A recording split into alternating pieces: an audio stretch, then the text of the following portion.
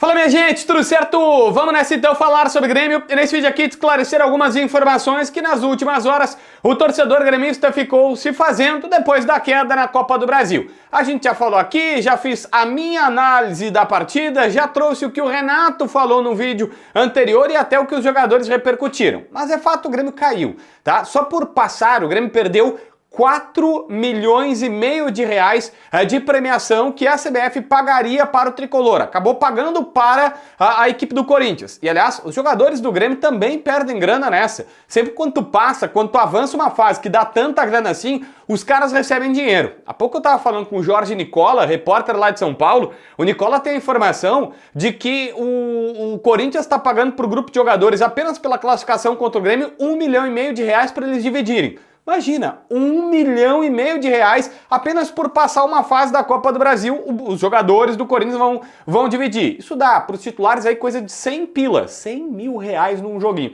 É bom, né? Pois é, o Grêmio perdeu esses 4,5, perdeu, né? O Pix agora da CBF vai ser pro Corinthians e os jogadores do Grêmio também. Mas enfim, ainda tem perguntas que uma galera não sabe e que a partir de agora eu quero responder para vocês.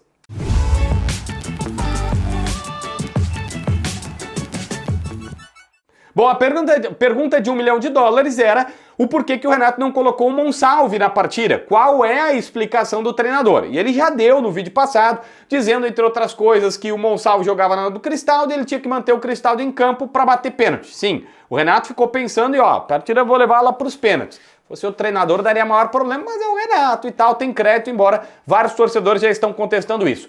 Mas também uma galera perguntou, por que o Arezzo não estava no banco? Por que estava o Aravena e não o Arezzo?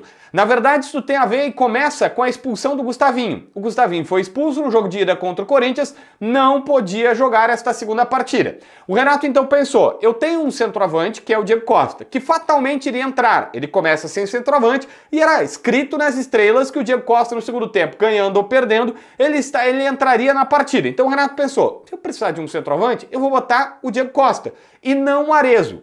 Então o que ele imaginou? Eu vou deixar 2 pontas no banco de reservas, caso seja necessário, caso eu precise. E aí deixou o Natan Fernandes e o Arezzo na vaga que era do Gustavinho. Ele fez uma opção técnica e tática de alguma maneira, mas pensando no time, dizendo, bom, se eu precisar de centroavante, quem eu vou colocar? Vou colocar o Diego Costa, o Arezzo vai ficar no banco. Apenas se eu precisasse de 2 centroavantes no final de partida, aí é que eu iria usar. Mas aí ele pensou, é mais provável, é um pensamento do Renato, que se use 2 pontas, ou que se tenha à disposição mais pontas. E aí tinha Natan Fernandes e colocou também o Aravena. E aí o Arezzo, eu sei, é difícil, né? Aravena e Arezzo. Aravena é o atacante chileno ponteiro. Arezzo é o centroavante uruguaio. E aí ele deixou o atacante chileno ponta em detrimento de um centroavante, justamente porque teve esse pensamento aí, foi uma escolha técnica. Aí você vai dizer se certo, errado, agora que caiu, né? Quase tudo deu errado porque o Grêmio caiu.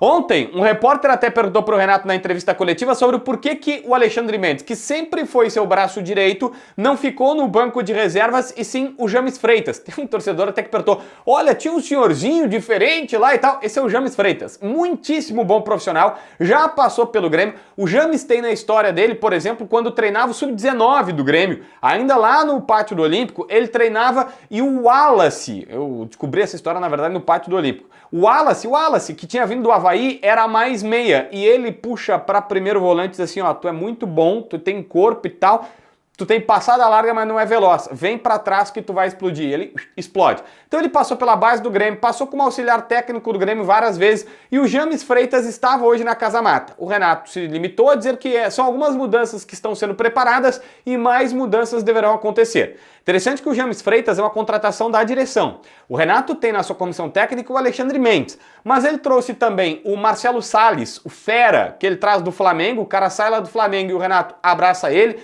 Tem o Vitor Hugo Signorelli, que é outro que o Renato também, sempre quando o Renato vem, traz ele, e a comissão técnica do Renato é muito mais para esses caras, pelo Alexandre Mendes, pelo fera, pelo Vitor Hugo Signorelli e O James foi trazido pelo Grêmio para colocar o seguinte, um auxiliar permanente do clube. O Grêmio colocou ali alguém da confiança da direção. Que o Renato vai embora, final do ano, não renova o contrato, vai ter o James Freitas aqui. Mesmo se o Renato quiser sair amanhã, vai ter um auxiliar do Grêmio que tá olhando todas as coisas. E o Renato tá falando em mudanças. Achei, é um pontinho, justamente agora no momento de contestação do Renato, fiquei curioso para saber sobre essa situação, mas enfim, é a explicação. Agora o Grêmio vai para Cuiabá e na verdade vai dividir a sua delegação. Vai fazer o seguinte, ó, alguns jogadores e membros da comissão técnica ficarão em Curitiba e outros jogadores e membros da comissão técnica irão para Cuiabá fazer um jogo completamente reserva lá. O detalhe é que, para não faltar gente, o Grêmio mandou um ônibus de Porto Alegre até Curitiba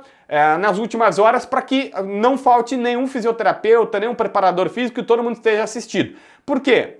A delegação reserva vai sair da capital paranaense, né, Curitiba, vai até Cuiabá, faz o jogo, depois volta. Nós vamos ter aí, por exemplo, o garoto o Zé Guilherme, lateral esquerdo, o Mike tá meio baleado, não tem lesão, mas tá com dores, ele tá fora. E aí joga o Zé Guilherme. Nesse jogo deve jogar o Bright White. O Bright White tá no bid já, não apareceu ainda, não foi publicado, porque o sistema da CBF tá uma pocheca, como diria JB, tá um problema. E aí não tinha sido publicado até o momento que eu gravei esse vídeo. Mas o Grêmio tá dizendo que já faz dias, já que ele tá no bid, tá tudo certinho, regularizado, ele pode jogar. Então, Bright White, provavelmente um Zé Guilherme, e os caras assim, Aravena, Arezzo, Monsalve, aí vai estar todo mundo à disposição. O time titular fica treinando em Curitiba, porque no meio de semana que vem joga contra o Fluminense a primeira partida da decisão da Libertadores da América. Beleza? É o plano do Grêmio atualmente. Se inscreve no canal, assina a notificação, deixa teu like, comenta aqui embaixo para ver mais vídeos.